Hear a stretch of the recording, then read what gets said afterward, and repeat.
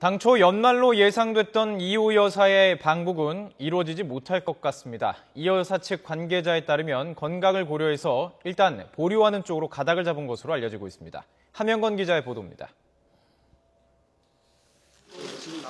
개성 남북실무협의 이후 일주일이 넘게 이호 여사의 방북 여부를 고심하던 김대중 평화센터 측은 월요일 중에 이 여사의 최종 결심을 통해 입장을 밝힐 것이라고 밝혔습니다. 이 여사 측 관계자는 무엇보다 93살의 고령과 추운 날씨를 고려해 의료진이 이 여사의 연말 북한 방문을 만료하고 있다고 설명했습니다. 특히 최근 이 여사가 폐렴 증세로 병원에 며칠간 입원하기도 해 건강 문제를 고려하지 않을 수 없는 상황이라고 말했습니다. 이 관계자는 이 여사의 결심을 따라야겠지만 올해에는 북한 방문이 사실상 어려울 것으로 본다고 덧붙였습니다. 이에 따라 월요일 중에는 방북 여부에 대해 입장 정리를 하고 북측에 팩스로 통지한 뒤 통일부에도 설명할 예정이라고 밝혔습니다. 이 여사 측은 지난 21일 개성에서 북한 조선아태평화위원회와 방북 실무협의를 열고 이 여사의 육로를 통한 방북과 평양 A권 등의 방문 계획에 합의한 바 있습니다.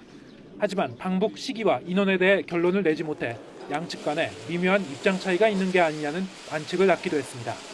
특히 이 여사 측은 김정일 북한 국방위원장 3주기인 12월 17일을 전후하는 방북은 되도록 피한다는 입장이었습니다.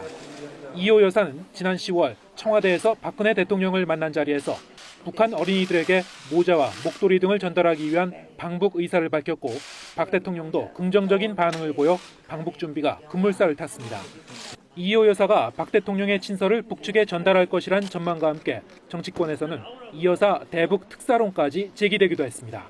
하지만 대북 전단지 살포와 북한 인권 결의안 등의 문제로 한반도 정세가 경색된 가운데 남북관계 개선을 위한 역할론이 대두된 점이 이 여사 측엔 큰 부담으로 작용했을 것이란 관측도 나오고 있습니다. YTN 함영건입니다.